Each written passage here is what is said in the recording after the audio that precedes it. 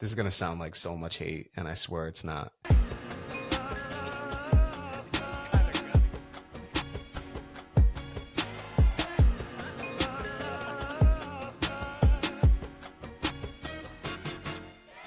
Welcome back to the Warner Brothers podcast. It's your host, Kyle Warner, joined today by Brandon Petty. Brandon, what's up, bro? Been a minute. Yeah, it's been a couple of weeks now. We were just talking about that. It's been a hot minute. Yeah, been since the finals, man. What's been going on with you? How you been? Just working, you know. Really, that's about it. Just working. Trying to get to school. Trying to go finish this degree and all that shit. Hell yeah. Same shit, different day. Hell yeah. Talking about you were just talking about how you went insanely hard this week on an NCAA. So oh god, yeah. You're a college football fan doing the NCAA thing. I see you. So you're a Gators fan, obviously, right? Mm-hmm. So I would guess that's your primary team. Who's like your deep cut teams though? Like if I'm not playing as the Gators, you're playing as who? I'll give you three. I'll give you Georgia Tech, because they have a good playbook on the game. Kansas State, and then if I had to pick a third, I'd probably go with. I don't know. That's difficult. Like a third, I could sit here and name off like 5 or 6 teams, but like if I'm going 2 others, it's definitely Georgia Tech. Georgia Tech's my first one for sure. Did you say Kansas State? From Kansas State. Kansas State has a pretty good playbook. I was gonna say, how do you end up on Kansas State? Is that a Big 12 team? I don't even know what so they're Big 12. They're not like are they even like a top? What are they? Top 50? Are they even top 100? I mean, I don't. Yeah, they're top 50. They flirted with like top 25 at one point, but they've got kind of like a cracked out running back. And they got a like it's a good option team. Like if you want to run the ball with the quarterback and the running back, like they got decent wide receivers, but like if I just want to sit there and run the ball all day long, like I'll go with them. And same thing with Georgia Tech too. Like Georgia Tech's got a fast quarterback, good running game, good receivers too. Yeah, I'll do those 2, and then Texas Tech would be my third. Because Texas Tech, like, to just be able to air it out, like, you can run 5 wide with them all day long. You've said to me multiple times, like, yeah, I'm probably a bigger college football fan than I am NFL fan. And we don't ever really talk college football because I don't watch. So, and your NFL knowledge is pretty deep. So I'm always like, man, like, what does that look like if he's actually a bigger college football fan? That's kind of it right there. You pulling out Kansas State as your number 2 team. I'm like, damn, all right. That's funny. That's funny. Listen, Brandon and I, we're kind of workshopping something here, right? We've got a drinking game. We do not have alcohol. We probably could have alcohol here if we want to, but we're going to workshop this game here. It's called Shot, Glass, or Pass, right? We got 15 topics, some music, some NBA, some NFL. Would you rather start with, we're going to end with NFL. Would you rather start with music or NBA? Let's start with let's go with music first, like just because it's been quiet on the music frontier so far. I like that. So we're gonna start with music. So listen, a shot and a glass of a drink, like that's kind of the same thing, right? You go to a bar, you get a drink, you're basically getting a shot, unless you order a double, of course. So a shot and a drink are technically the same thing, but for this game, a shot's gonna represent something we're half feeling, half fucking with. You know, we don't really know what we're feeling about it. A glass, obviously, we're all the way in on this topic. We got an all the way opinion on it, you know. And pass, obviously, we're all the way out on whatever topic we're talking about. So shot, we're kind of feeling. Glass, we're all the way feeling. And pass, obviously, is a pass. So, Brandon, you picked music first. We've got a new Clips album tonight. Pusha T, Malice, first album in over 2 decades. I couldn't give you the exact year, but for sure over 2 decades. Not sure if you're a Clips guy at all. I do like Clips. You do like Clips. Okay. You got a favorite track? Off the top of my head, I couldn't give you one just because they're not like Clips isn't really in my daily rotation. Like it's kind of one of those things that like the only time I stumble upon it is like if I shuffle my music library. Maybe. For sure. And at this point, I mean, a throwback act. I mean, this is their first album. I want to say it was 06 was their last album. So we're talking almost 20 years. I think Um, so, yeah.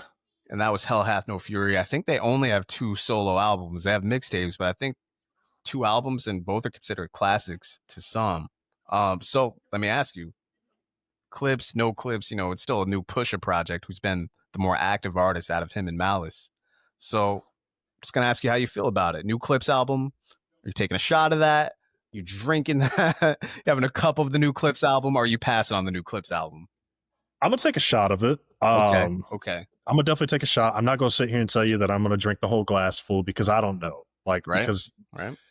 I don't know what it's gonna sound like. Like it could be, it could sound. I mean, it's Pusha, so like it's kind of hard to say it would sound dated, but like the music style could sound dated. But like it's one of those things. Like if it's a relatively quiet music night, it could be one of my first listens. Hell, depending on how it goes, it could be my very first go to. I don't know, but I will definitely check it out. I don't know if I'll listen to it from start to finish to begin with, but it's definitely on the list as far as to get to it after midnight.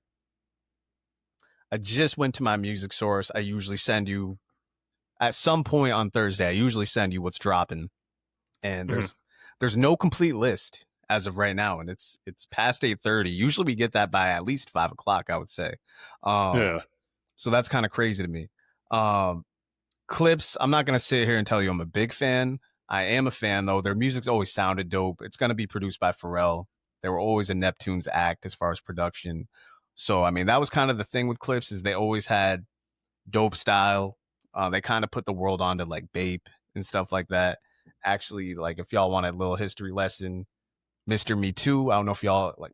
I'm sure you know that song, Mr. Me Too, Mhm. by the Clips. It's actually kind of a shot at Lil Wayne because Lil Wayne started wearing Bape, so they had a little quiet kind of beef in the mid 2000s about Bape, which seems kind of childish but kind of funny at the same time. So, um, I'm gonna drink this. Pause. That feels kind of weird to say, but I'm gonna drink the Clips album. I'm gonna take a drink cup the full. Clips We're album. gonna I'm take a gonna I'm cup gonna take a full. cup full. It's gonna have dope production for sure. They actually released, and I haven't listened to it. They actually released their song with Kendrick, which is Kendrick, obviously yeah, expected to have some probably Drake bars on it. Who knows? Anytime pushing Kendrick connect, it's fucking ridiculous. So, Clips and Kendrick again. I'm expecting the beats to be dope what we've heard so far. I think I've heard a snippet of the Kendrick joint, heard a snippet of 2 other songs. It's bars. You're gonna get good bars. You're gonna get good beats. So I'm a drink to Clips. I don't really have much more to say about that. Actually, I'm looking forward to this album. I don't think it will be crazy long. I'm expecting about 15 tracks, but it should be I think heat. it's 13. 13. They got a track with Tyler the Creator. Oh, so they got the track list out. Yeah, I'm looking on Apple Music. They have Okay. another song with The Dream. Um, Nas, Oh and then man. everything else looks to be. I don't see any other. Let's see, Voices of Fire. I'm assuming that's like a symphony group, maybe. Um, Number 9 is FICO featuring Stove God Cooks. Oh man. Um, so yeah, this is okay. This is it's actually getting pre-added now. So Yeah, that's that actually now that I I've seen the track list, I'll take 3/4 of a cup. right. 2 shots, right? You'll take Yeah, a we'll double shot. take 2 shots. I Yeah. see you. I see you. Yeah, I mean, look, we got Tyler rapping on there. Stove God Cooks he's a lyricist. He makes music with the Griselda camp. I'm not sure if he's all the way down or like if he signed to them or whatever, but I know he makes music with all the Griselda guys. Um, on top of Pharrell beats, on top of a Kendrick feature. Nas is on there too. Nas is Yeah. just he never slips. So that sounds like a ridiculous album. I can't wait for it now. I'm even more pumped for it now, honestly. Um, damn, without further ado, and like you said, we've had a dry ass year of music so far. Yeah. So far. I don't want to say dry because it hasn't been bad. It hasn't been bad. It just seems like we get a major release like every 2 or 3 months. It doesn't seem like you're getting them every month like most years. Um, Yeah. I think next Friday's Ty Dolla. I think Next next Friday Friday. is Ty Dolla. It's The the 18th. 18th? Okay. Yep. Wasn't sure if it was this Thanks. week or next week, but dope. Yep, the 18th. Yep. All right, next topic for music. It's kind of made me laugh because this particular artist, his rollout started on July 4th. And this artist is Canadian. Canada Day is on July 1st. And this guy decided, July 1st, July 4th is going to be my rollout for the US. Of course, I'm talking about Drake. Iceman. He came out. Man, this is ill prepared right here. My fault. I don't even know the name of the song. So what did I miss? What did I miss? Thank you. Thank you for the pick up there. What did I miss? So before I actually ask you the topic, what did you think of What Did I Miss?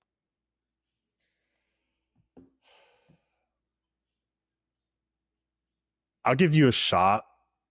I'll go shot on that. Okay. The reason being is because I didn't love it, but I didn't hate it. Okay. Like, honestly, it kind of sounded like, to me, it kind of sounded like typical repetitive Drake.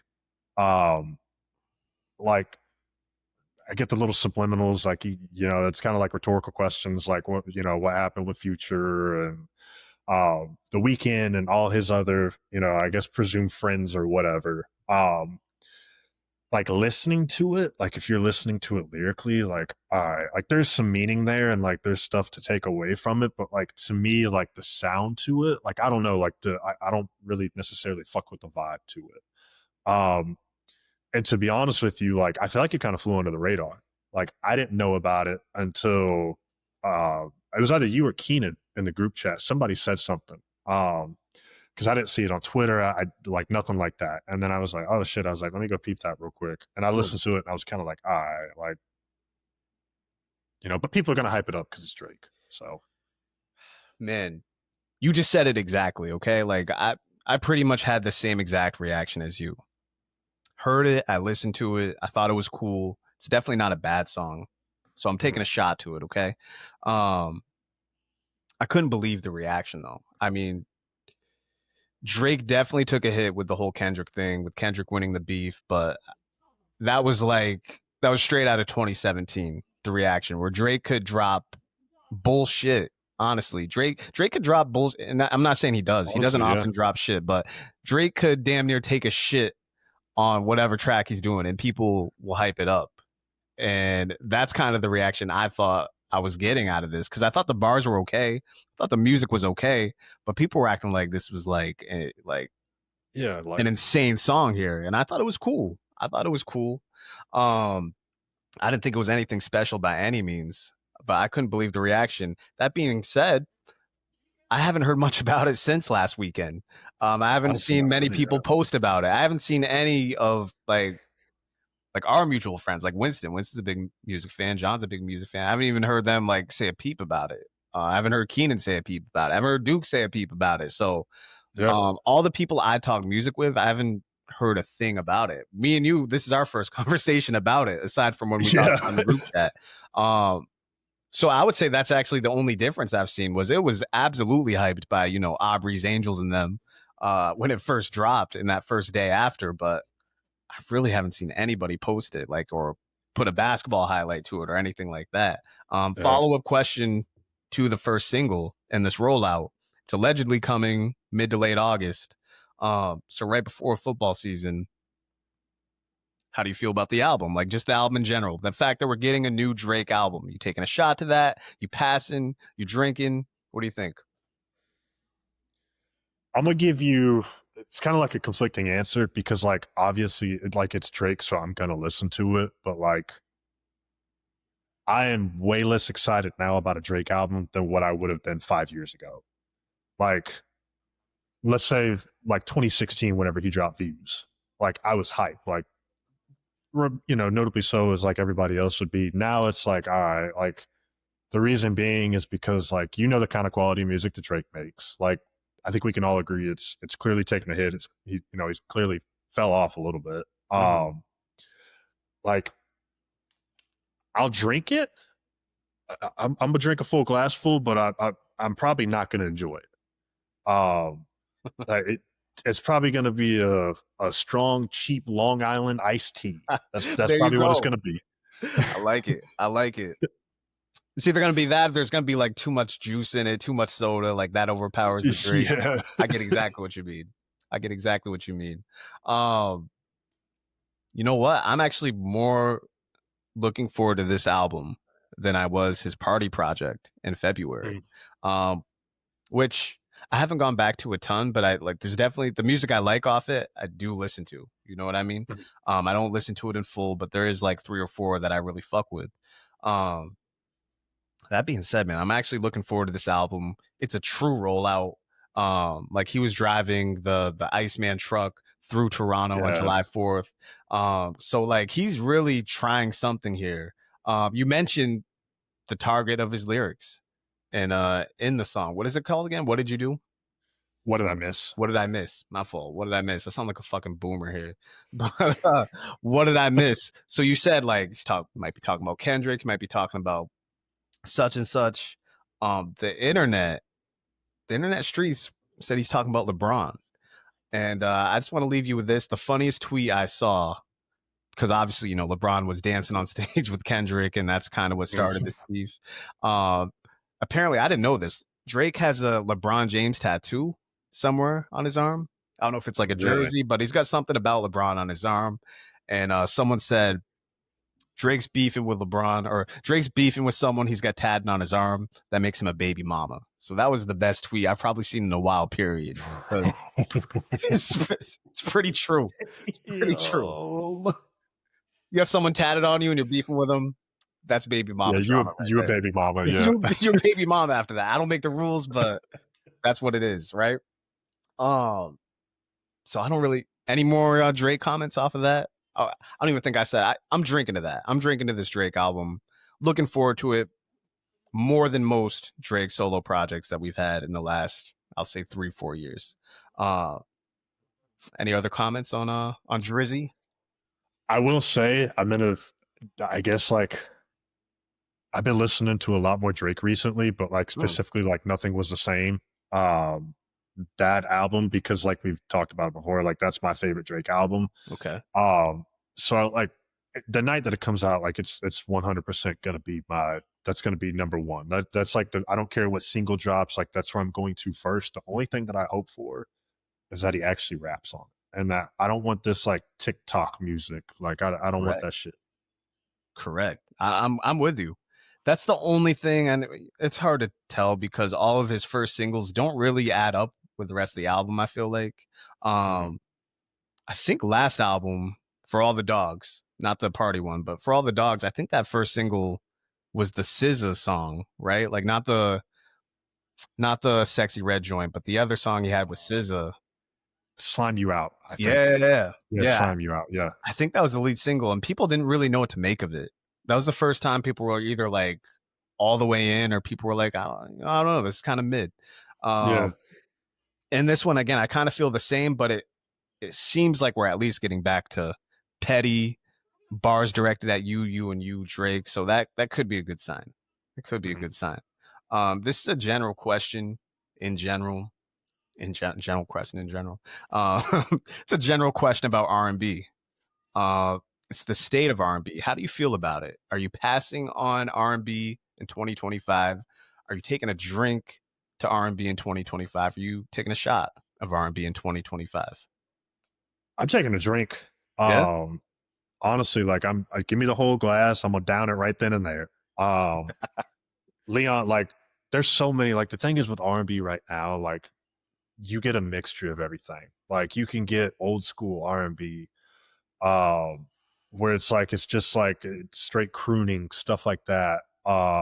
You can get new school R&B. You can kind of get like the laid back, kind of like club R&B. Like one of our mutual artists that we listen to, Leon Thomas. Great R&B artist. Four bats, like what, regardless of how you feel about him, like he's got some songs, like you still have your, Has he been proven not to be AI? Have we proven that? I don't think anybody has, actually. So no one knows if he's real? I mean, they got pictures of him, but still, like that could be AI. Like I need to see him on a FaceTime call with somebody or pop out in public for real. So I remember that was the rumor at first, was like this might be the first AI artist, because he's an OVO artist, I believe, right? I think so. Don't quote me on it, but I think he is. God, who else? Chris Brown's still dropping. Jeremiah's still dropping.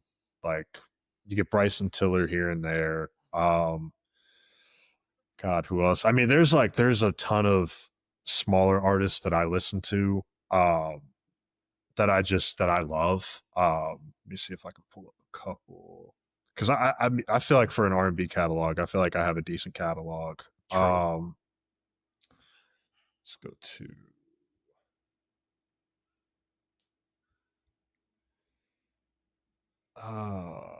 like Terrence Martin. Terrence Martin, I believe, had something coming out. I mean, you had Day this year, like Sir's another good R&B artist. Like, he makes exceptional music. Sure. Smino can kind of tap into that lane a little bit too. I could keep on going. Tory Lanez obviously is dropping 2 songs every week, and 50% of them are consistently. R&B. Like this whole year too, he's been dropping. It seems like. Yeah, like you got Ty Dolla $ign dropping next week. Like, I'm 100% sure that that's going to have some form of R&B music on there. So I'm drinking. I'm drinking to that. I'm making a toast to it. The whole 9 yards. There we go. There we go. I'm actually taking a shot. Okay. I'm taking a shot. And you just articulated very well. Like, there's some great music. R&B is, and I would say this is in large part to the 2010s. R&B is in such a diverse place. From the 2010s till now, I would say the 2000s and obviously the 90s and everything before that, R&B was reserved for love, right? It was my heart's broken or my heart's full type music. Now you got a lot of R&B singers talking like rappers, and it works though. You know what I mean? So it's definitely more diverse than it's ever been. The only reason I'm taking a shot for R&B in 2025 is, again, because we haven't had a lot of major or a lot of my favorite artists. They's dropped. I'd say they and this Leon Bridges Part 2 album to I'm a Mutt, right? Because that dropped late 2024. His deluxe album dropped, I think, end of last month, right? Yeah, end of last month, I think. Yeah, a couple weeks ago. Yeah. And that's got some great music on it overall. And that's a 10-track album, very solid album. Like, we talked about it. We were upset because they had 3 singles and you really only got 7 songs, right? But overall, it's a great album. It's great music. But I want to hear from Black. I want to hear from Jeremiah. I want to hear from Bryson Tiller. I want to hear from, we got Dolla next week. So I'm excited to hear from Ty Dolla. I'm actually expecting, and you said this, you said we should get some R&B on there. That's the thing with Ty Dolla. He experiments with a lot of dance music, I would say, as of the last 5 years. So I'm kind of like you. I'm expecting that album to be kind of more versed in all kinds of music rather than just R&B. If we did get like a strictly slow jams album, which we haven't got from Dolla in quite a while, that would be amazing. But the fact that we're getting it in general is a good thing. It's a good thing because we haven't had a solo Ty Dolla project, I believe, since the pandemic. Since featuring Ty Dolla $ign. I think that was 2021. So yeah, pandemic time. Yeah, for sure. So I'm taking a shot. Again, I agree with you. It's in a good place, especially with Leon Thomas, man. Like, that original I'm a Mutt album is incredible. And then the part 2 to it is great as well. Assuming we get a project from him and more features, obviously. Lucky Day's another artist I want to hear from this year. Yeah, I love Lucky Sir Day. We got last year, so I'm guessing we'll get Sir next year. Of course, Sis is on tour. Summer Walker we haven't heard from. So there's a lot of artists to be heard from that we haven't heard from this year. So that's the only reason I'm taking the shot. Y'all heard me say when I introduced this topic that we had 15 topics. Originally it was 14. This was the late edition. This is what made it 15 right here, okay? I think you saw me put this in the group chat, Brandon. I don't know if you know where I'm going, but apparently Justin Bieber is dropping a rap album tonight. This rap album is called Swag, which is like 15 years too late on the word swag. Like, to at least name your album Swag. Like, I don't know what to make of it. So, Justin Bieber rap album. I think the features I saw just on the little like, oh, this is who's going to be on it was Gunna, Sexy Red, There was one other artist, and I'll look that up for you right now. But in general, Justin Bieber rap album in 2025. You taking a shot? You passing? You drinking? I'm pass. Cash Cobain's the third one. So yeah, I'm passing, and I'm taking that glass and I'm throwing it across the bar, like straight up. Like I don't care if I hit anybody in the head. Like I don't care. I'm sorry, my bad. I don't think anyone in their right mind would ask for a Justin Bieber rap album. The only way you could get me to listen to that is if you had Travis Scott and Don Toliver on every fucking song. That's it. Okay? Like Sexy Red don't do it for me. Like exactly. What is Justin Bieber and Sexy Red even gonna sound like? It's like, you know what it's gonna sound like? It's gonna sound like anytime you go out between summer 2025 and winter 2026. And maybe into next summer, you're going to hear it. That's what I'm expecting. Yeah. It's either going to be overplayed or it's going to be actually so trash that like no one's going to fuck with it at all, and we're all going to forget about it. It's funny because I'm not a Bieber guy at all. Like the whole Peaches song, I hate when pop artists directly rip from hip hop. You know what I mean? Like use it as a rollout. Yeah. That's one thing I'll give Justin about this. This seems to be like completely out of left field. And he kind of already had his little hip hop R&B era, and like Miley Cyrus, we saw her do that early in her career. We saw who's a few others that will rip from it. Bruno Mars, even like Bruno Mars had more of a hip hop R&B era, whereas now he's trying to go country. Whatever. Bieber though, like one of your favorite tracks. You post this at some point yearly. You'll post "Maria, I'm Drunk," right? That's one of your favorite Travis tracks, and that's got Bieber on it. Bieber's on Coloring Book with Chance. He's got a good feature on there. Like he's got a few hip hop R&B features that are like just good songs. That being said, I agree with you. I'm passing.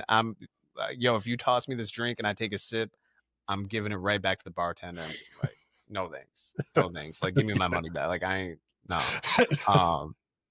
Because like exactly what you said, man. What the fuck is this? Why are we getting a Justin Bieber album with Sexy Red? I'll say this: the Cash Cobain joint. I don't listen to Cash Cobain at all. I know he's like R&B drill, so that could be a good sound for Justin Bieber. That really could be a good sound. That's actually like after looking at it, that's the only one I really wouldn't mind hearing. That could. I'll listen to the Gunna song. I will listen to the Gunna song because I do like Gunna, but like I don't know. Like I think it's gonna be like. My honest opinion, I could see it being one of those albums that has like just has one song that's like absolutely phenomenal that like I could see that too. Everyone's gonna fuck with, but like everything else is probably gonna be like I can hear Sexy Red in my head right now. Like I can hear exactly what she's gonna say. She's gonna say something about big sexy and this bitch with beads or something like that. Like good chance that she's gonna say that. Honestly, man, like if you told me this exact same news, I would probably have a negative reaction.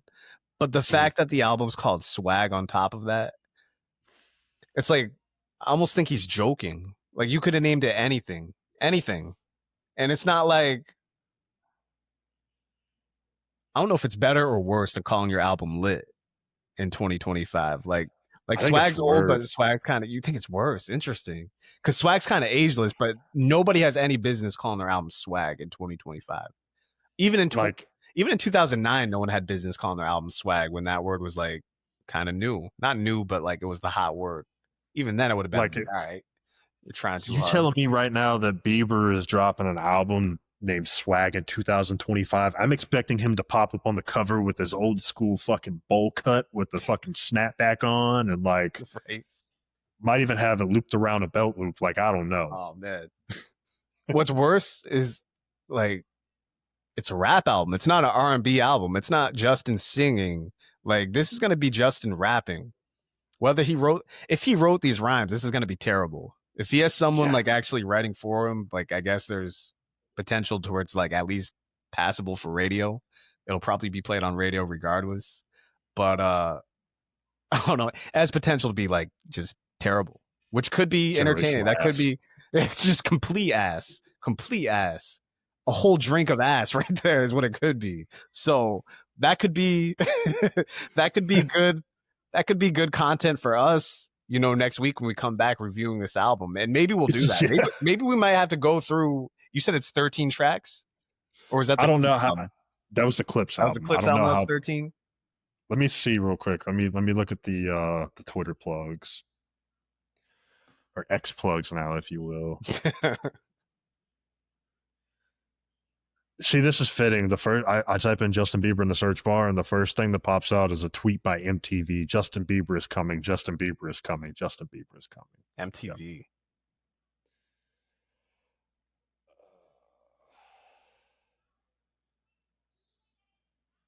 Yep. Okay, Tracklist. And God. I'm talking to Keenan at this point. This part will be cut out.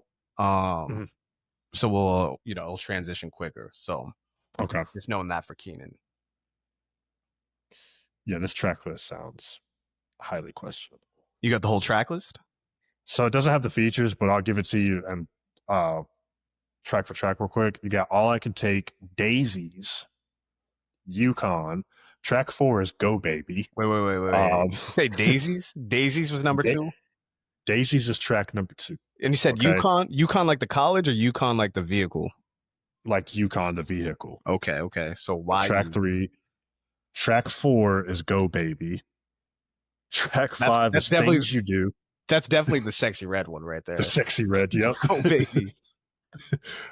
Track 6 is Butterflies. Oh, man. Track 7, Way It Is. 8's First Place. 9 Soulful. 10 is Walking Away. 11 is Glory Voice Memo. 12 is Devotion. 13 is Dad's Love. Okay, wow. That's yeah, wow. That could go a lot of ways. That could go a lot of ways. Then you got Sweet Spot, 405, Swag, Zuma House. I don't know what the fuck we that got a means. Swag like album title. So, okay, all right. Okay. Too Long and Forgiveness. Okay, yeah. I'm not going to be able to forgive. What was the one after Swag? The one after Swag is called Zuma House. Zuma House. This could go. I mean, it's going to be bad. It sounds like it's going to be all bad. If I'm judging by just titles, like maybe 4 could be good. Few of those titles sound questionable. Judging by how bad this is or how good, who knows? Maybe this is unironically somehow the album of the year. I don't think that's going to be the case. But let's say for some reason Justin Bieber drops an insanely fire rap album. We'll be here to review it for you. So if it's worth our entertainment, you might have a Justin Bieber rap review next week from myself and Brandon. I'm very interested to hear Keenan's reaction and opinion on this because Keenan's like actually low-key like a Bieber fan, I think. Like he likes his music. So very interested to see what he thinks of the Justin Bieber rap album. That being said, Brandon, let's move on to the NBA. We got 6 NBA topics here. So this is going to be the most topics we have. All right. Here, I'll tell you this. You picked music. Why don't you pick me out of the Lakers, Knicks, Nuggets, Bucks, and Rockets? Where do you want to start out of those teams? Let's go Rockets. Rockets, okay. So pretty simple. Obviously, the Kevin Durant trade. I think they either traded for or signed Clint Capella. They traded for Clint. Did they? Yeah, it was like a sign and trade. Yeah. Okay, so they got Clint Capella. They got Kevin Durant. Re-signed Steven Adams. They obviously lost Dylan Brooks in the Kevin Durant trade. They got rid of Cam Whitmore, which is very interesting. And I don't know if you saw this, I read that was over him not wanting to give up number 7 for Kevin Durant. I don't know how true that is, but that's what I read. That's fucking crazy. That sounds insane, but in the NBA, in any era of the NBA, you can never discount teammate drama. So yeah, I'm not ruling that out. So I'll say this. The Rockets as your 2020, I'll give you this. As your 2026 or 2027, I'll give them the next 2 years. NBA champion. Are you drinking? Or are you taking a shot that the Rockets could win a ring in the next 2 years? This is gonna sound crazy, but I'm gonna drink to that. And I can drink to that. And I'll give you a couple reasons why. Obviously, Kevin Durant. I think the biggest thing that plays into that is Amen Thompson's development. If he gets a jump shot, it is wraps Yeah. because he's doing what he's doing, what he's doing right now with no jump shot, just purely based off of athleticism and his defensive prowess. Like if he gets a jump shot, and I understand that's a big if because 9 times out of 10, a lot of these guys never develop jump shots. Like if that happens, then like the sky is the limit for him. They still have Tari Eason. Tari Eason's going to get better. Şengün's going to get better. Dorian Finney-Smith. They brought Dorian Finney-Smith in as well too. Right. Reed Shepherd was a top 3 pick. Like was very good at Kentucky. Fred VanVleet, like Jabari Smith is still there. Yeah, Jabari Smith, like he's also young. Like they have a lot of guys that like that could get better. Like the same, and honestly, it's the same argument that whenever we were last on here a couple weeks ago that I gave you for the Thunder is like a lot of these guys typically can get better, and sometimes they do. Like I think it's possible. Like I think if all those pieces develop, like yeah, like I think it also would have to.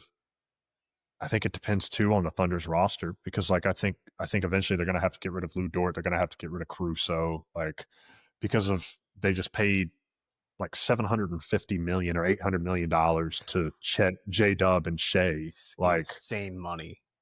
So like it's going to be expensive for them. But like if the Rockets were in the East, like I don't think it would be a competition. I think they'd win the East by probably damn near double-digit games. Like I think they're that good. So yeah, I might be one of the only people that'll drink to it because of recency bias. But yeah, I'm drinking it.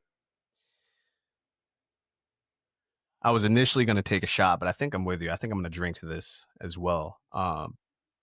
This is going to be my favorite team to watch by far in 2026. Just off intrigue, right? And the reason why I wanted to take a shot is because Kevin Durant is just never happy. In Golden State, he wasn't happy. Excuse me. Brooklyn, he wasn't happy. Phoenix, he wasn't happy. All 3 had very talented situations. Coaching wasn't the greatest in Phoenix. But that's kind of what's winning me over here is Ime Udoka. I think he's an upper echelon coach. So you add his hard-nosed coaching with, I mean, look, we just saw this roster go toe-to-toe with Golden State and just look every bit the part. I said on here after that game 6 where I think the Warriors in game 6, the fourth quarter, I think they only had 1 field goal. Like they just absolutely got shut out. Steven Adams looked like friggin' Wilt Chamberlain against them. Like I almost picked the Rockets up until like I was like, all right, it's the Warriors. You trust the Warriors in a game 7. Like other than that, the Rockets looked every bit the part. And now you're adding Kevin Durant to that. You've got Amen Thompson in this 2014 Kawhi role for them. Like he's the young dude who's just got to be athletic, play defense, rebound, do everything else. And now he's gonna be like Kevin Durant's his OG. Steven Adams and Clint Capella, like Van Vliet, like they're littered with vets now. And you got KD, who again he's unhappy, but I'm more bullish on this situation than his past situations. I think he's gonna be happy. Yeah. He's still, man, like 98% of what he was in Golden State or in his prime, right? Like he's lost a little athleticism, but his numbers are still insane. His efficiency is still insane. God, yeah. I cannot wait to watch this team. I think I'm drinking to that. And you mentioned OKC. It's so interesting because I don't think they lost anybody. I think they're literally bringing back every single player off their championship roster, which you don't see. Yeah. Usually see someone at least lose 1 player. They're losing nobody. So, they're literally going to be the barring injury team because that's the only way that we're really going to get a difference, especially if it's one of their top 3. They can afford, we've mentioned this plenty of times, they can afford to lose any one of their bench guys because they're just that deep, right? Yeah. I mean, yeah, if you lose Caruso, that hurts, but you still got Lou Dort kind of thing. So I cannot wait to watch this team. I cannot wait to just, they're a fascinating team to me, and I cannot wait to watch. I was actually going to save this topic for last. You know what? I'm still going to save it for last. Let's do the teams first, and then I got a more grand NBA topic after that. Okay. Let's go with the Knicks hiring Mike Brown. Taking a shot. Are you drinking to that, or are you passing that? So I'm gonna stick with my guns on this. I'm also drinking to this. Okay. We were talking. We were talking about this as soon as they hired, and I told you, I said I love the hire. I understand it's kind of going back in the Tom Thibodeau mold, but sometimes all it takes is just a fresh voice or like a fresh face in there in a building. Like I think Mike Brown is a damn good coach. Like I think he's been screwed over a couple times, and honestly, I feel like he hasn't really had that much to work with, especially in Sacramento. I like it because like in terms of who they could have hired, I think really it was in terms of this tier, it was Mike Malone. Maybe you throw a couple of other guys in there. Like to me, Mike Brown is like a win now coach. Like by them hiring Mike Brown, that tells me that like, hey, like it's finals or bust. Like we're going all in for an NBA championship. And I think it showed too with some of the moves they made, like shoring up their bench. The bench looks great. Like I like it. Like I really love what they did. Like I think I think they're probably my pick to come out of the East next year. Okay. I think so. Like unless something changes, but like I mean, they were good enough to get close enough to the finals. Now they have a bench. Like I think a better head coach in terms of like a guy who's going to manage minutes better. Like, and that's going to help out too because like you're not going to have fatigue set in. Like you're not going to have Josh Hart, Jalen Brunson, and Mikal Bridges on the court for 40 to 45 minutes a game. Like you've got guys that are going to be able to play behind them. So I love the hire. I'm drinking it. I'm give me a whole glass full. There we go. So I'm actually going to take a shot. And if we broke this down year by year, I think I would technically take a drink for the 2026 version of the Knicks with Mike Brown. Mm-hmm. Mike Brown's actually one of my favorite coaching personalities. Like he just seems like a super cool, like nice dude. Like he just seems mad cool anytime I see an interview with him, right? And I've always liked him, even going back to the LeBron days when he was the head coach in Cleveland. And I mean, he got coach of the year there. They had, I believe, 60 win teams in those LeBron MVP years, and Mike Brown was a big part of that. After that, I believe he goes back to. Let me think. I think he gets fired from Cleveland because he's there after LeBron leaves, right? Then he goes to the Lakers, and that was just awful. He had an awful experience with the Lakers. Yeah. Kobe never bought into him. Seems like he went maybe one other spot. It didn't go well. Then he was the Golden State assistant coach, and then it went very well for the Kings. And the Kings just, I don't know how you can have at one point both Halliburton and Fox. Then you trade one, fine, all right. Trade Halliburton, you get Sabonis back.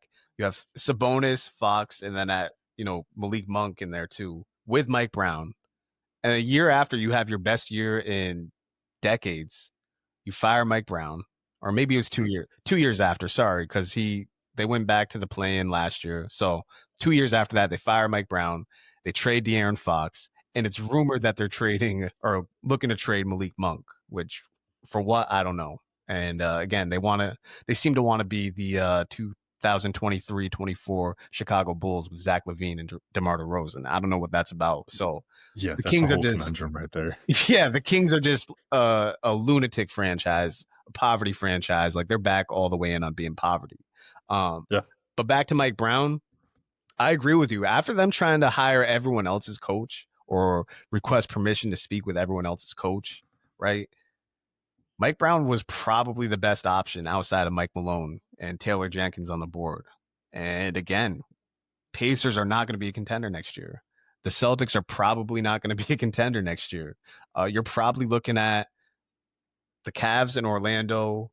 And Atlanta. I love what Atlanta did with their offseason. We'll eventually talk about them months down the line, but I love Atlanta's offseason. So, like you said, man, the Knicks should be in pole position outside of the Cavs. You got to love the Cavs roster, obviously. They're still returning their big four. But to me, yeah, it's between the Cavs and the Knicks if you're choosing someone to come out of the East just on short order, right? So I think it's as good of a hire as they possibly could have. I'm taking a shot, though, because, again, if this was a full, healthy East, and by the way, Philly, too. Philly got Edgecombe. Yeah, Philly could look good next year in theory. So Philly will probably somehow be a top 5 seed in this depleted East. But if this was a fully healthy East with the Pacers, with the Celtics, and we'll be talking about the Bucks here in a sec too, I think I would like the hire. I don't think I would love it. So for that, I'm taking a shot because this will be years down the line. But for 2026 specifically, I think it's a home run. I agree with you. They in theory should be in the Eastern Conference Finals. You would give them the leg up over a team like Orlando or Atlanta, teams like that. So they should be beyond that mix because again, they had a way better offseason than I ever expected. Getting Clarkson, Yabusele, Gershon, what's Precious? He'll be for sure playing more minutes next year than he did in the past. Precious Achua, and then they got somebody else too. I thought it was they got one more player. They got another guard. I feel like to go with Clarkson. Oh shit. Who else was it? Damn it! I thought it was somebody else. Gershon, Jordan Clarkson. It was somebody else. There's one more in there. Oh man.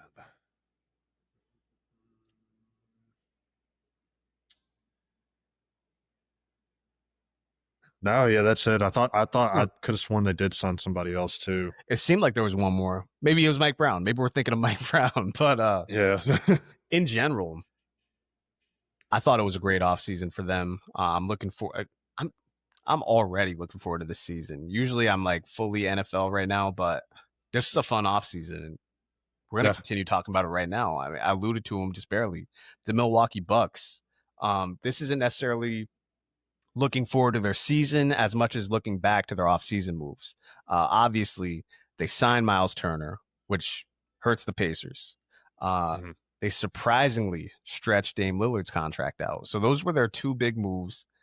They re-signed all their major players like Gary Trent, all their minor free agents, even though I just called them major.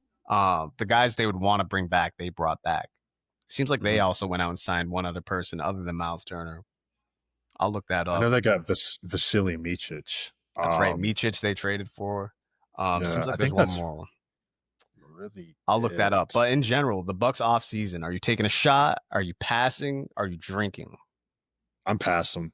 I'm fully passing. Like,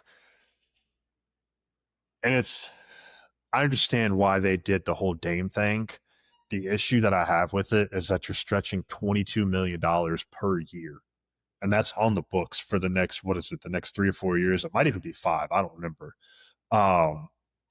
You have that money that's on your books now. Okay. So then you take that money, the money that you have left over, and you go and sign Miles Turner.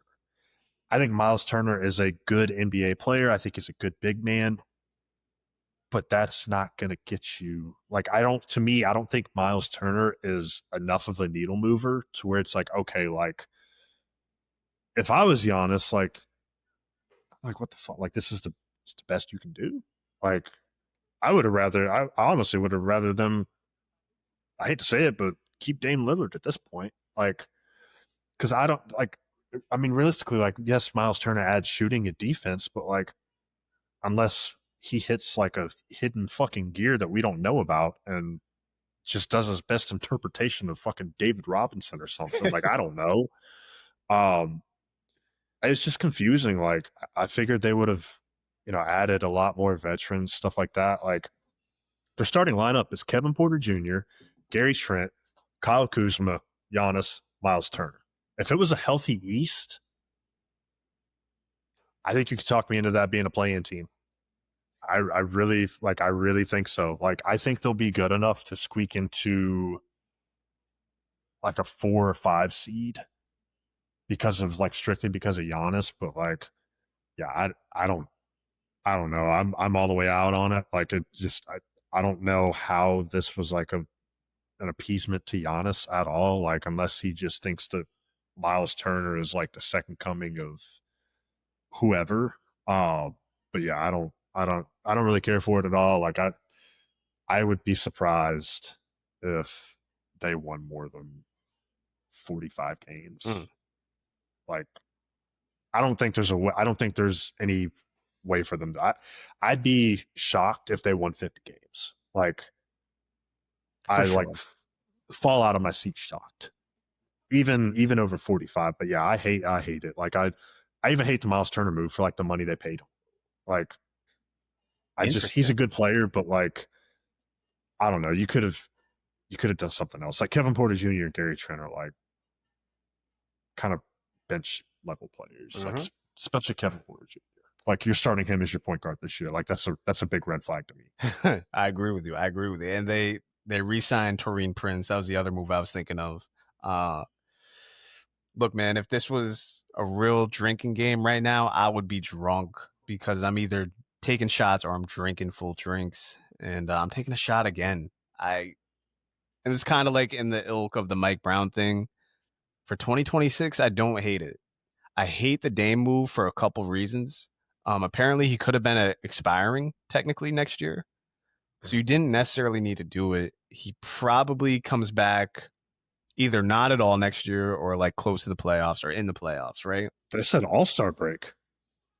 Really? That came out, which I meant to send that to you. His agent came out end of last week and said that he's targeting the All-Star break. That's interesting. Which is why I'm like, okay, like if that happens, like I think that puts him like 7 months out, 8 months out, I think. Which like timetable wise, like, yeah, but like obviously you don't know how recovery goes, but like if he does return to the All-Star break, then I think it makes this whole conundrum even worse. But yeah. It's crazy because like that's a move we would see in the NFL, right? Injury riddled former star, we'll say, because I love Dame. Dame's one of my favorite players in the league. It's hard for me to even see him returning to All-Star form. I mean, shit, we saw this happen to Brandon Jennings, who's not the level of player that Damian Lillard is. He was probably playing at his highest level with the Pistons one year. He must have been, if he wasn't late 20s, he was probably only 30. And he tore his Achilles, and he was never the same. I don't even know if he came back to the league after that, honestly, but he was never the same, like completely robbed his career. We saw with DeMarcus Cousins, he was in his late 20s, robbed his career. So Dame, like obviously his shooting will still be there. His explosiveness will not be, right? Where I think Tatum and Halliburton are actually going to be okay because they're younger. We've seen with Kevin Durant, he's okay. But Klay Thompson had a knee injury. Didn't he? That's right. Tear his Achilles though? He did tear his Achilles after he tore his ACL. So Yeah. Klay's been okay. He's not the same defender he was, but he can still get around and shoot, come off screens. Dame in his mid-30s, I have a hard time believing will be anything. That being said, he's still a Hall of Famer. I think it's completely disrespectful to do what they did to him. That's just top tier embarrassing for someone like Damian Lillard. That being said, I mean, who knows where he'll land, and he'll definitely get an opportunity. And who knows? I could be completely wrong. Maybe he will be a quality NBA player. I just have a hard time believing he'll be anywhere near as explosive. That being said, back to the Bucks. You replace Brook Lopez with Miles Turner. I like that fit.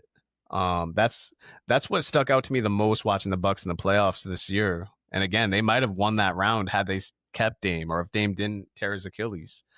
They might have won that round against Indiana. But that was clear to me. They couldn't guard Indiana because they were so slow at the wing and at center.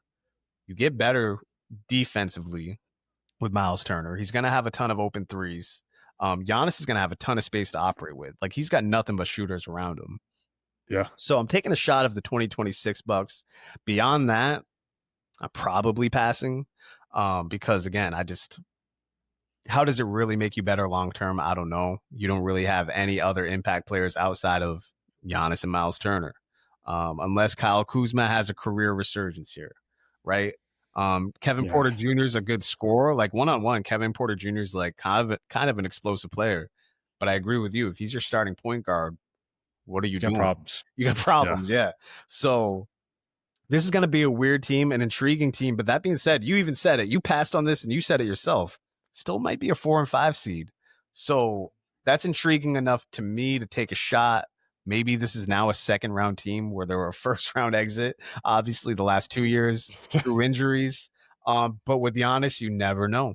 You never know. And I think the East is that wide open. So TBD, taking a shot for 26, passing everything beyond that. Next, we're going to talk about the Denver Nuggets. How do you feel about their offseason moves? They trade Michael Porter Jr. They get back Cam Johnson. They pick back up Bruce Brown. They bring him back. They pick up Jonas Valanciunas. I believe they traded for Yeah. Jonas Valanciunas. Uh, again, seems like I'm missing a player here, but overall, like those were their three big moves, I would say. Yeah, I'm looking real quick just to make sure that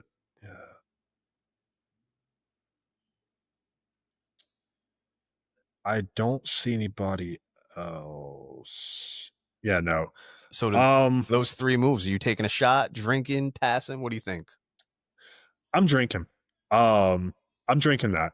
Um, hell, we talked weeks ago how really sometimes all you need is just like minor tweaks around the edges. Um, and I think Denver did that. I like the MPJ for Cam Johnson. I love Cam Johnson as a player. I think he gives you everything that Michael Porter Jr. basically gave them for all this time. Like he's a really good shooter. He shoots at around a 40% clip. Like he can go and get his own bucket. Can facilitate, can rebound, can defend. Like I wouldn't be surprised if he fit better in this offense than Michael Porter Jr. did, because a lot of the times, like whenever Michael Porter Jr. had the ball, it felt like it would be like a catch and shoot, or like, he's trying to get into a spot to get a three. Like Cam Johnson can go get a shot. Um, Bruce Brown, like a lot of people, I feel like a lot of people kind of just forget how good Bruce Brown was just a couple of years ago. Um, I really think I don't think it's due to him as a player, but I think the fall off, if you will, kind of more goes hand in hand with the teams that he's played on. And just honestly too, just I feel like with like Toronto, like they had a youth movement and all that sort of stuff. I like Bruce Brown there. Like I feel like he's going to come back. Like I wouldn't be surprised if he's like 8 to 10 point per game scorer playing elite defense again. And then Valanciunas too. Like you can spell Jokic now with some great, like him as your backup center. Like that's great. I think that's amazing. Um, like they still have like, I understand you lose Russell Westbrook, but like I think Russell Westbrook kind of was maybe a little above replacement level. Like I think you can get that out of Jalen Pickett and Julian Strother. Um, and then Zeke Naji. Like I think you can make up collective to that production. Yeah, I'm drinking to that. I love their offseason. I agree with you. I'm drinking to it. There's no question that they got better. Valanciunas is a backup center, right? I mean, you're playing DeAndre Jordan behind Nikola Jokic in 2025. Now you have a legit backup center. Now you have, like you said, you brought Bruce Brown back, who they loved when they had him. He was a big part of their championship team. And like you said, Yep. he didn't do well in in Indiana or Toronto. The only thing I remember about him in Toronto was him wearing like cowboy outfits. So I mean, yeah, Oh, like you said, what you got? I forgot to. My bad. I didn't mean to interrupt you. They No, you signed good. Tim Hardaway Jr. That's too. right. That's right. That was the other one, Tim Hardaway. Yeah. So you got more shooting for Jokic. You got deeper in a situation we didn't really know how they were going to get better.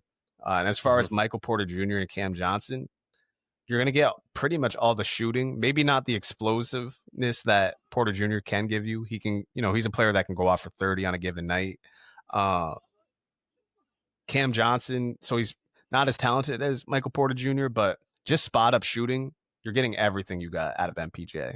You're probably Yeah. getting a better defender out of Cam Johnson, and I think he's $16 million cheaper, uh, which gives you more flexibility for down the road.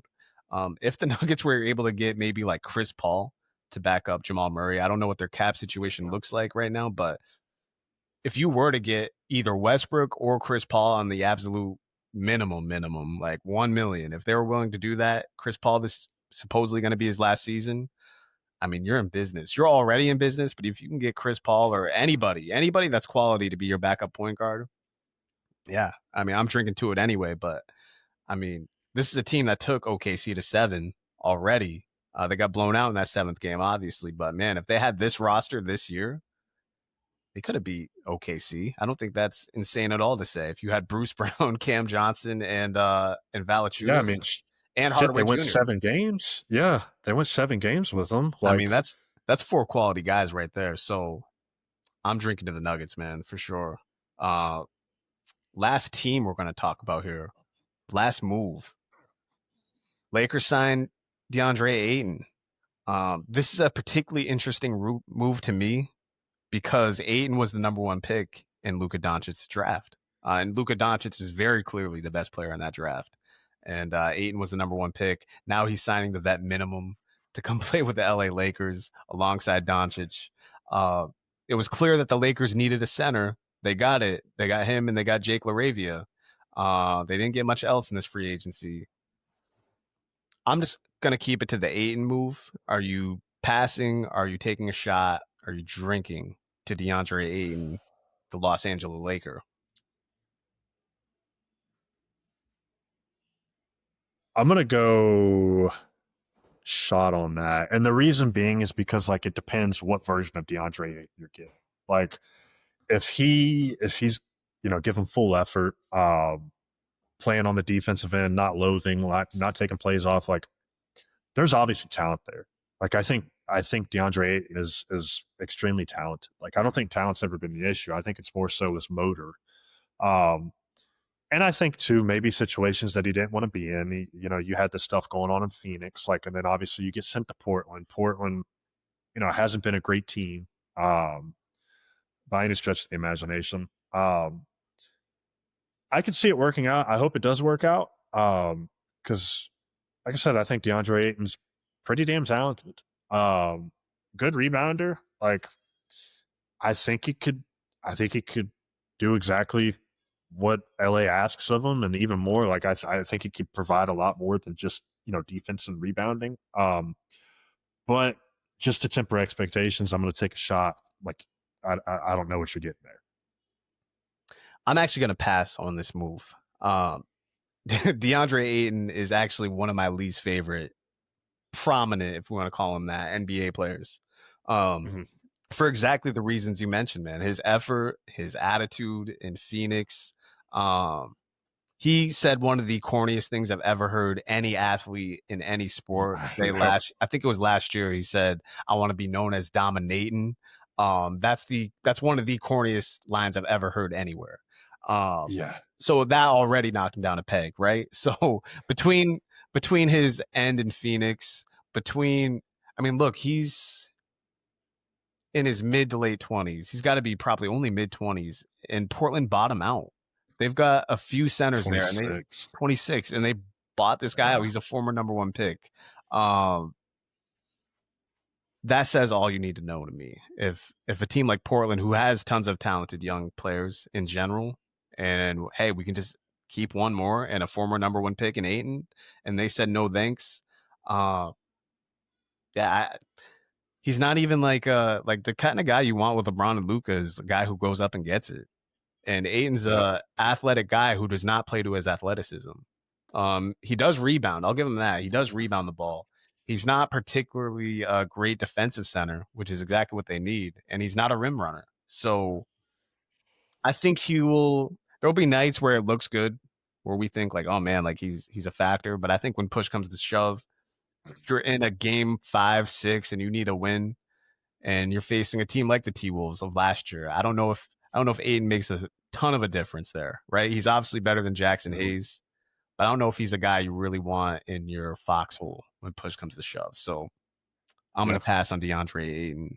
And then, so for my last topic for the NBA, you mentioned all the money that OKC invested into their top three of SGA, Chet, and J-Dub, right? What was the number you gave? It was like over 700 million, I think. Yeah, it was north of 750.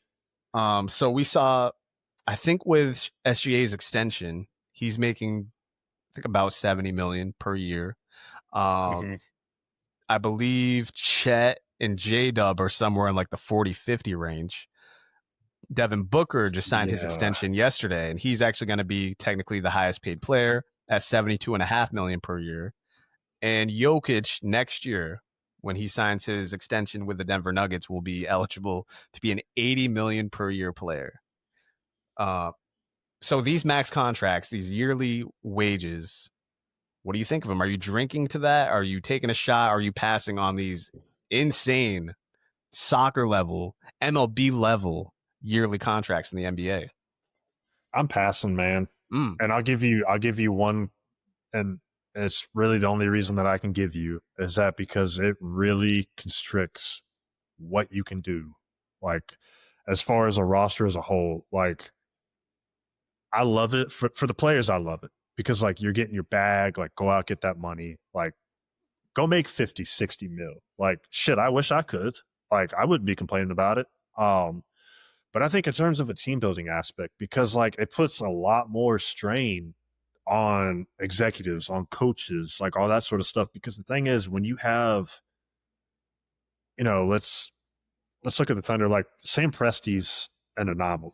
Like if it was, Joe Schmo or whoever, like some random GM, like a lot of people aren't going to be able to hit on vet contracts, on draft picks, like stuff like that. Like you've got to do everything methodical. You've got to be damn near perfect with what you're doing. That's really the only reason that I don't like it is just because the fact of the team building aspect. Like I think it hampers teams so much and it really handcuffs what they can do, like to where you have to get creative, to where we're now seeing more sign and trades. Like we don't have the big free agent frenzy anymore where, LeBron James is leaving Cleveland for from Miami, or KD, goes to Golden State. Like the days of that happening are done, at least until this CBA, is over with. Yeah, I mean, I'm passing just for that reason there. As far as the players in the players' shoes, then I'm for it. I agree with you. I'm passing mainly because of the CBA. Because what kind of CBA do you have to where Devin Booker can make $72.5 million, but name a role player where that would maybe be a $30 million player, and now they're probably a $15 million a year player because of what the CBA gives you. For example, the highest paid NFL player annually right now is Dak Prescott at $60 million. The Cowboys can still go and pay like a lot of their key players, mainly because it's a 53-man roster, sure. But the NBA has a hard cap. Okay, if you got a hard cap, why aren't we capping the supermax deals here, right? If you can offer 80 million, I mean that's got to be, I don't know. I don't have the cap situation in front of me, but it's for sure got to be over 35% of your cap, I would say. I think so, yeah. I'm not a capologist or anything, but I mean that's got to be an insane amount of your cap, I would think, right? When Jokic signs for 80 mil a year next year, like pretty soon, by the time we get to the 2030s, and much like the NFL, each year the cap's going to go up a percentage. But by the time we get to the 2030s, we're going to have 100 mil a year players, and in the CBA, you're still going to have your role players, important role players too, making, in human terms, rich money, obviously like real money. But in NBA terms, are going to be making peanuts compared to what your star player is making. So it's just a really weird setup that we haven't, I think we've ever seen this type of setup in a professional sport where your top guy can make whatever, but everyone else, it's kind of like you kind of got to fall in line, or you can pay everyone, but you're going to have extremely punitive well, I'm missing the word here, penalties to your team. You're just going to have an extreme amount of punitive penalties to your team. So very weird setup for the NBA. We'll really see, like this year and moving forward, we'll really see like how it looks on these teams. Specifically OKC is like who I'm most interested in. They re-upped their young guys. They re-upped their MVP and SGA. Now let's see like how it looks with all these guys that they got for minimum contracts because they're young, right? Let's see who they do let go of. Like it's pretty much a foregone conclusion that they're going to let Lou Dort go one of these next 2 years, right? Let's see who they pick and who they choose and who they're able to surround these guys with as they lose players, as they lose key players like Lou Dort or Alex Caruso, maybe Hartenstein. Let's see who they replace them with, who they're able to replace them with when you're paying your top three like that. So I'm very interested to see OKC specifically with this cap, with these extensions. Brand, we got 5 NFL topics. We're slightly over an hour here, so let's kind of try to breeze through these. We'll do these quickly, especially since we got our NFL predictions coming probably in about 6, 7, 8 weeks here. So we're getting there. We're getting close. I think the Hall of Fame game's the 31st, you said? July 31st? 31st. End of this month, yep. We're almost there. We're almost there. All right, Brandon. Drink, shot, or pass Jaden Daniels' sophomore slump? Pass. Pass all the way. I'm sticking to my guns on this. When we did our draft pod, a year plus ago now, I came on here. I said Jaden Daniels was my favorite quarterback in the class. I think he was the best quarterback in the class. Like I still think that's true. Like he's got a good offensive line around him, a good running game with Brian Robinson, Austin Eckler. Terry McLaurin is your number one. They go out and get Deebo Samuel. Regardless of how you feel about him, it's Deebo Samuel. You know, they've got other receivers there, which should be a decent defense too. Like, I think Jaden Daniels, I don't even know if there's a higher level for him to go, but I wouldn't be surprised if he hit that level. Like, I wouldn't be surprised if he was in MVP talks this year. Like, okay. I don't buy the sophomore slump, especially not with Cliff Kingsbury as your OC. Like, very good point. I don't buy it at all. Like, and it's not like teams are going to figure him out, because like the thing is, like, you can't figure him out. Like he runs, like he scrambles, like he can make every throw in the book. He's dynamic. You know, he can hit you under. Yeah, he can hit you underneath. He can hit you deep. Like they can operate out of play action. Like there's just so much stuff that he can do. So I don't buy a sophomore slump for 1 second. I would be extremely shocked if that happened. You're right in everything you said. I don't disagree with a single thing you said. And again, my opinion on it will be, you'll hear more about it once we do the NFC East at the end of August. But I'm at least taking a shot to the sophomore slump just because we've seen it in so many different situations across all sports, especially the NBA and NFL, and specifically to the NFL. We even got it a little bit with CJ Stroud last year. So I'm taking, it's not a full shot, like just a little baby shot I'm taking of a sophomore slump for Jaden Daniels. Like you said, man, he's so dynamic, so athletic. And they built a real roster around him. The coaching staff is, I don't want to say top tier, but it's up there. It's at least a B plus, maybe an A minus. So I guess it is top tier, right? I'd say it's top tier, yeah. So there's not a lot to hate about the Commanders unless he falls off. And he might not necessarily fall off as much as he could at least get injured, right? His playing style does lend you to some injuries. So that's why I'm going to take a baby shot. Maybe not so much to his performance. I'm sure their schedule will be tougher, though, them being a second place team in the NFC East. So between a tougher schedule and the chance of injury, I'm going to take a baby shot, but not necessarily directed at Jaden Daniels' game necessarily. So, okay. Which one of these topics do I want to go with here? All right, let's go. We'll go directly at your Jaguars here, okay? Trevor Lawrence resurrection season. How you feeling about that? Drink, shot, pass. All right, so you getting a different offseason Brandon than what you normally get. I'm taking a shot. I'm not fully out. I'm not fully in. I think it's possible. But like I said before, like I think there's one or two ways that this is that it could play out. It's either he is what he is at this point, and you've got a middle of the pack quarterback that's good enough to be in your 12 to 15 range. He comes out, throws for 25 touchdowns, 4,000 yards. Mm-hmm. Now I can also see it being where he kind of breaks out, if you will. Because there's a lot around.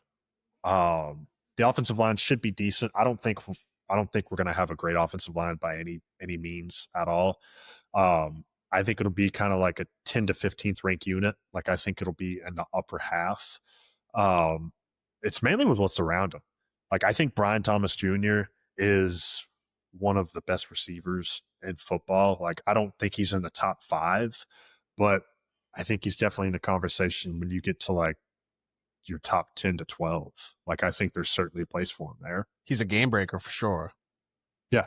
And he was doing it with Mac Jones too, majority of the year. And Mac Jones is just buns. Yes. Like, and now, mind you, too, Brian Thomas was also doing it by himself. Christian Kirk was hurt majority of the year. Like, Evan Ingram was in and out of the lineup. Now you've got Travis Hunter on the other side of him. And then you bring in De'Ami Brown in the slot. Brenton Strange should be a pretty decent tight end. Like, I think he'll be a serviceable starting tight end in the NFL. I don't think anything special.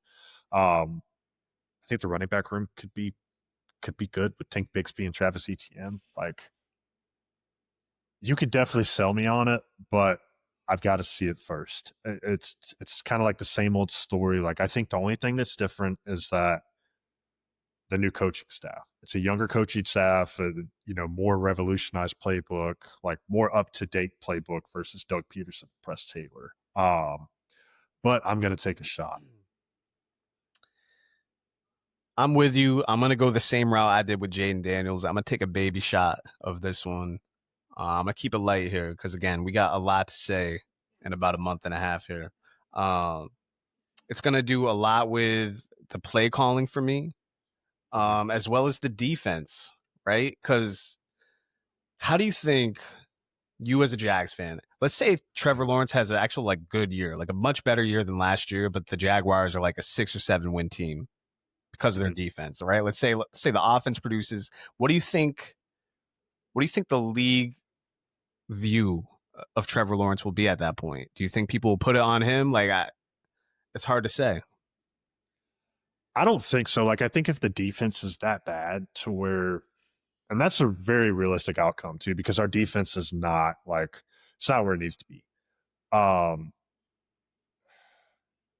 I don't know. I think there's definitely going to be some panel members that are going to say, Trevor needs to do more. But my thing is, like, if he goes out and the offense is that good, he throws for 4,500 plus yards, 30 touchdowns, and has a good touchdown to interception ratio. Like, you should be in the playoff hunt in that situation.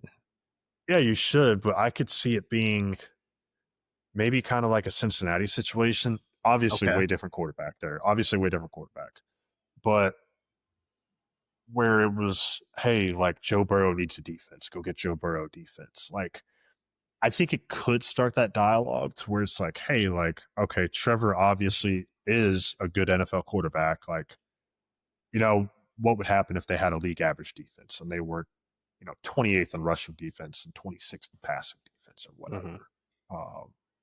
I could see that becoming a topic of conversation. For sure, yeah, because the thing with Trevor Lawrence is, like, that's different between him and Joe Burrow is T-Law will have these, like, awful passes sometimes. Like, whether it's an incompletion or an interception, like, he will just have these wildly inaccurate passes at the worst possible time. So that's the difference with him. Again, that's why I'm taking a baby shot, because I didn't like the play calling under Doug Peterson. If we can get Trevor Lawrence more mobile and honestly keep the defense off the field, right? You've got enough of a running game to where you could do a ball control offense. There's a world where this Jaguars team is a competitive team, for sure. Moving along to, let's go with the Vikings. And we actually, you know what? Let's not do the Vikings, only because we did talk about JJ McCarthy and the Vikings last time, and because I want to cut time short. Let's go. So I guess we are going to be at 14 topics instead of 15. Let's go with the Steelers. Okay. Let's just go with their 2025 season in general. I think Mike Tomlin's kind of always on, not the hot seat, but there's always a chance that he could just go to a different team or get traded. I forget if they extended him. Did they extend him last offseason, or was it early this offseason where they extended him? If not, he might be in the last year of his contract. I think it was early this offseason. So it might have been last. So he might. We'll double check that, and we'll really get down on it again once we do our NFL predictions. But there's always rumors that this could be Tomlin's last season. So you couple that with the Aaron Rodgers move, you couple that with the trades they made a couple weeks ago, getting Jonnu Smith and Jalen Ramsey, getting rid of Minkah Fitzpatrick. Steelers as a, I'm not even going to say as a contender. Just the Steelers in 2025 in general. Are you taking a shot? Are you drinking? Are you passing? And don't say too much because, again, we'll be doing all this on the NFL show. So I don't want to hear too much because we'll get to the shits in about 6 weeks. Damn, that's difficult.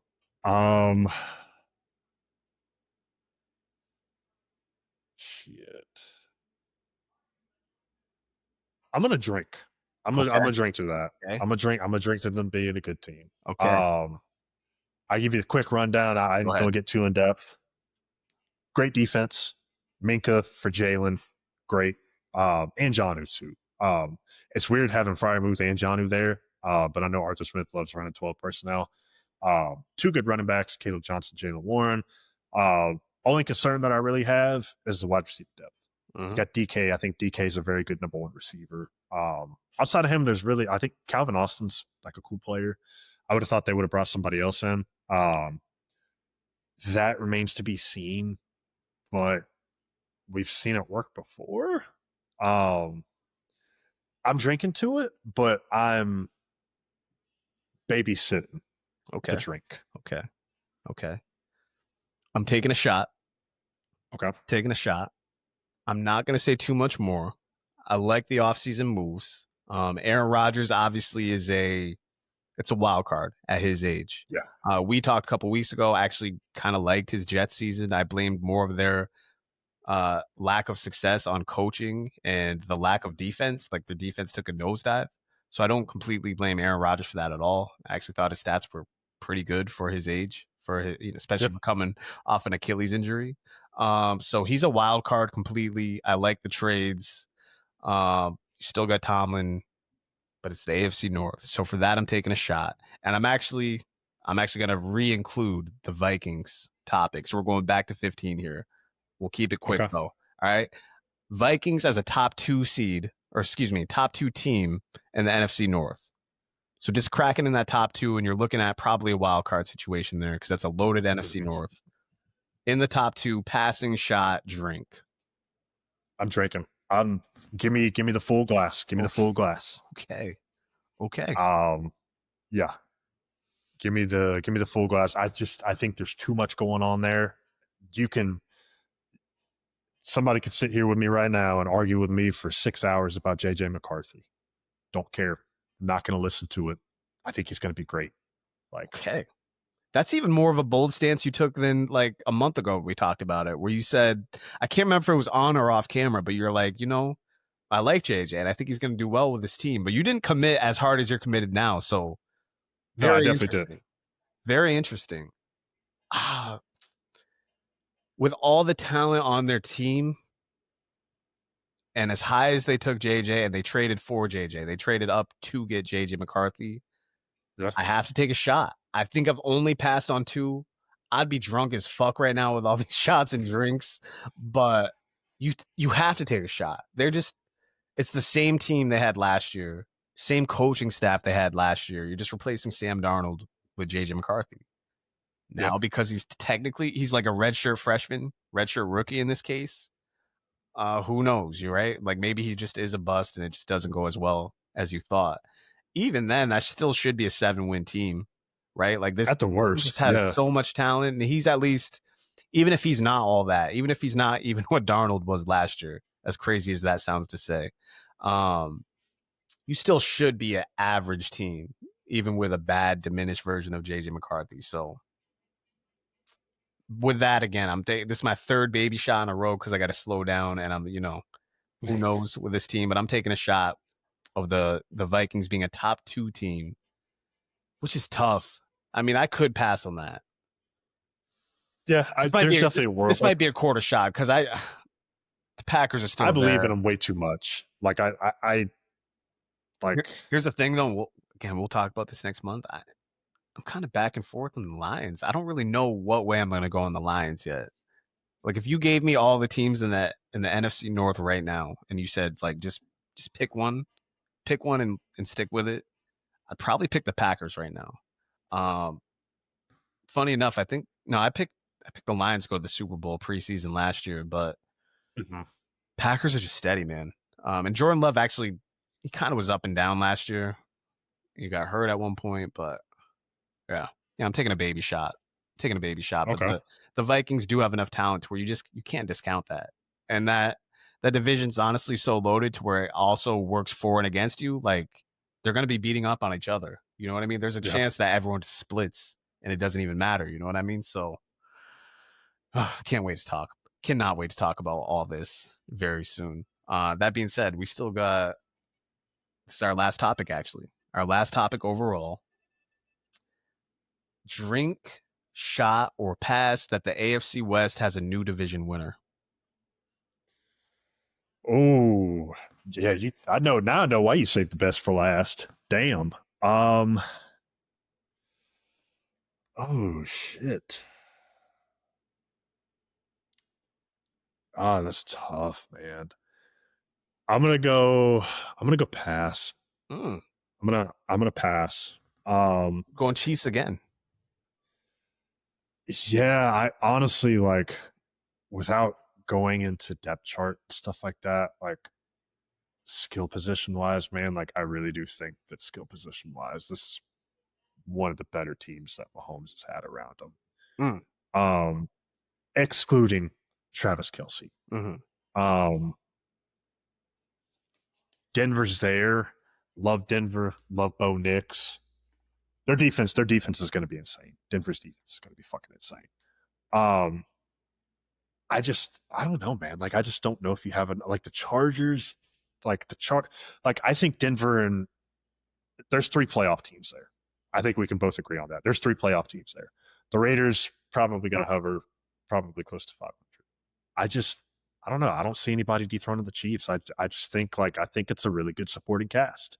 Like I think it could be to Tyreek Hill, Sammy Watkins level. Okay. I think in terms of just like a whole group with what they have, like if everything clicks, then I think it could be close to that. I'm gonna drink to this one, and here's why. Okay. And we did the take purge in the winter, actually, where I said like the Chiefs could just miss the playoffs altogether. I'm not sure how much I'm buying into my own, like that was just a throw it against the wall kind of take. But my thesis of that was that the AFC West is just going to be a much better division overall. It was tough last year with the Broncos and the Chargers.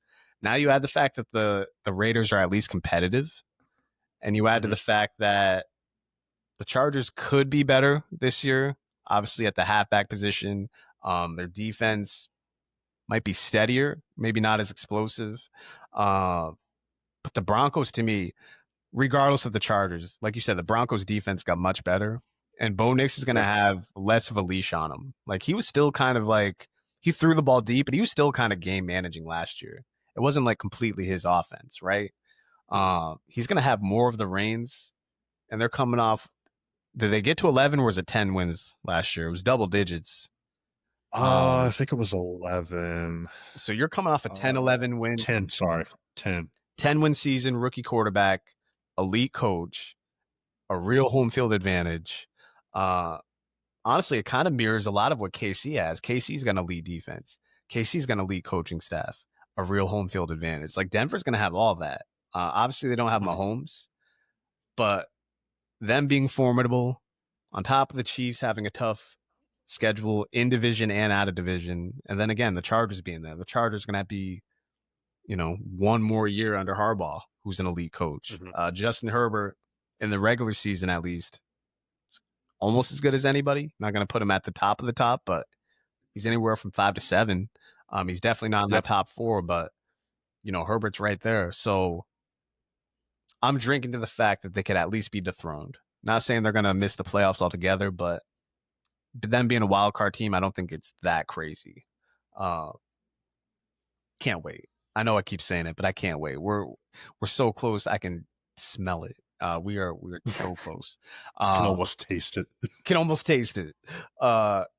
Speaking of which, I mean, we're 2 hours, less than 2 hours now from this Justin Bieber drop, the whole Swag album. So cannot wait to listen to that. Yeah. Be on the lookout for our review of that next week. I do have one more. It's NBA related, just a quick one. Okay. You mentioned the Atlanta Hawks. Okay, I got one for you. Okay. Top 3 seed in the East next year. Damn. Drinking, taking a shot, or passing. That's a good one. I was not expecting that. Top 3 seed? Top 3 seed. I'm going to drink to that. I really like, I mean, shit, we just talked about it in the NFL with quarterback coach, right? Like the fact that you put Bo Nix with an elite coaching staff. You put, obviously Mahomes is an elite quarterback and he's got an elite coaching staff. I've always thought Quinn Snyder was an elite coach in this league. I loved him on Utah. Trae Young is an elite playmaker. I believe this is I don't know if it's a contract year for him. I don't know if it's an extension year or a contract year, but you got Trae Young in a diminished East, who's been putting up wild stats, and they've actually built a team around him, which I like. Like you could say about even the teams that one team that made the conference finals and what was the 2021 year when Ben Simmons decided not to dunk, right? Yeah. Even that team, it was just like whatever. It was Trae Young and some guys. You know what I mean? This team's like built around him to where like obviously his weakness is defense. He can't guard, right? He's too small to guard. He's not laterally quick. He can play make with anyone. Went out and he's as explosive of an offensive player as, you know, most players in this league, right? So you got all these defenders around him, all this athleticism around him, great coaching, and again, a diminished East. Like we just saw it with Indiana this year. We just made the case for the Bucks with all their faults, still probably being a 4 or 5 seed. Why can't the Atlanta Hawks be a top 3 seed? I expect Trae Young to have a big season. Obviously, we're still early in the game as we're talking about this, but I love their roster. I love their coaching staff. And I like Trae Young. I do. I like Trae Young, and I one day want to see him. And honestly, this season will dictate a lot of what I'm about to say. I would love to see him one day be a number 2 guy, right? Where he's setting someone up and he's the guy who's down the stretch really taking the big shots, but everything's not on him the way it is in Atlanta. This season, again, it's going to dictate a lot of that because if they're top 3 seed, like you just proposed to me, they're top 3 seed and maybe a conference finals team, and he just looks amazing. And their defense on top of that looks amazing. It might take his career to a different trajectory, you know? Good, yeah. And of course, as we just mentioned, who the fuck knows with the cap? You know, who knows what players you could keep and what players you can't keep. So, yeah. But for this season specifically, I'm going to drink to it. Top 3 seed, yes. Okay. So I actually agree with you on that. I think the defense too, but to me, even more so than Trae Young, there's one thing that I am like that has like peak interest for me. Okay. And that's the development of Zachary Ricochet. True. Number 1 overall pick. Trae Young was out, kind of in limbo, in and out of the lineup. Like there were a lot of times that like the offense was going through him. And he had a couple high 20-point games. I believe he sprinkled in a couple of low 30-point. I think he put up 38 one night too. I was really young. I think he came in at 19, right? He's only 20. I think so. Yeah, he's 20. He like I think development wise, like I think if he can develop, like especially the thing is if you have a healthy Porzingis, there's your number 2. Okay. And then you've got Onyeka Okongwu, Jalen Johnson, Nickeil Alexander-Walker, Luke Kennard. And they give up like nothing. They gave up nothing for Porzingis too. On top of that, they just gave up Georges Yang. Yeah, no, yeah. Like I'm buying them beyond this year too. Like just as a good like a mainstay in the East. Like I think development wise, like especially if Ricochet, like I think that's the key there. Like if he can get to the point where like, let's say he turns into a 19 a game score, 20 a game score, like a very good like secondary option. Like I don't know. I think just beyond this year, I think it could do wonders for him. I love their offseason. But I agree with you on that. The Trae Young point, like I would love to see him as a number 2. Like if you put him, I don't know, I'm just throwing shit out there. Imagine him with Giannis. Like imagine what that would be like. I've got breaking news for you after this. I completely agree with you, by the way. Reese Shea is so young. I feel like that's something. I feel like he could develop into the player he, in theory, could be as the number one pick. 3 years down the line. And again, it looks with this team that they built, it looks like they could keep Trey. And if he does develop into someone who can like be your go-to guy next to Trey, on top of, let's say Porzingis really pops, and this is a big if. Let's say he plays 60 games, 58 to 60 games, stays relatively healthy, gives you 15 and 8. That's a piece. Like, that's the thing about Porzingis. Yeah.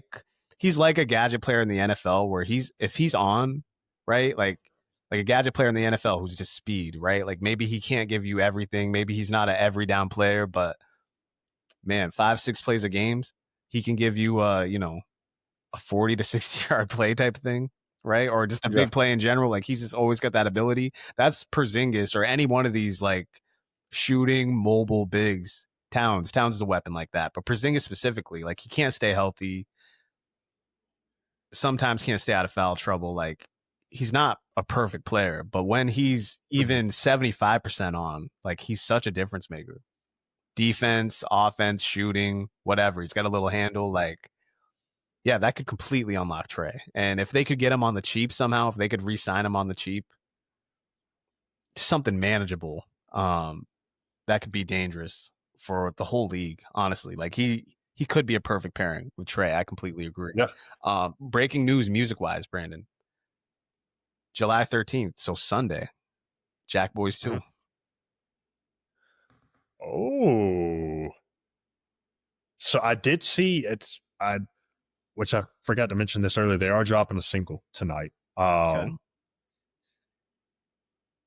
It is that's Jack Boy. Okay. Don Toliver, Travis Scott, Sheck West. I did not see any preview of it anywhere. I think it was on Hot New Hip Hop that I saw it.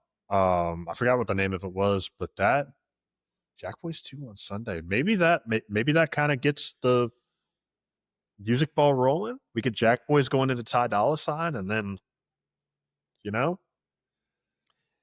Clips, new Travis, new Don, like you said, new Jack Boys all together. Like you said, into Ty Dolla $ign. This Justin Bieber rap album. Yeah, it could get the ball rolling this summer. And that being said, we're like halfway through summer, which is crazy and depressing to say, but like we're dead in the middle of summer. Yeah. Keep the music coming. It's been a solid music year. I don't want to say it's a bad music year, but it's been quiet, but it's also been good enough to keep us satisfied, but not great to where we're going crazy. Brandon, any final thoughts before we go? I do have one other interesting nugget that just came across my my Twitter feed. Cooper Flagg and his which again is summer league. We don't take too much from this. True. Summer league debut. 10.6 rebounds, 4 assists on 5 of 21 shooting, 0 for 5 from 3. That's interesting. So that's again, it's summer league.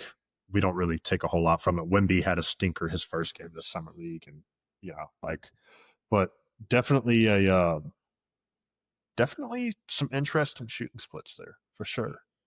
Yeah, it was Cooper Flagg versus Bronny. So good scheduling by the summer league people who do the scheduling for that. Good job by them. Brandon, great talking to you. We'll be talking, I'm sure, within the next couple hours once this music drops. That's how I stumbled upon the Jack Boys release. I was looking for what else is dropping tonight. Still have not seen anything. I've not seen anything of what else is dropping tonight. You said they're dropping a single. That'll be cool, but still have not seen the other projects. But Clips, Bieber, Jack Boy single, we'll roll with it, and we'll definitely get more to listen to. But Brandon, we'll be back next week. This was the Warner Brothers Podcast. YouTube, TikTok, Instagram. Follow, like, subscribe, all that. Peace.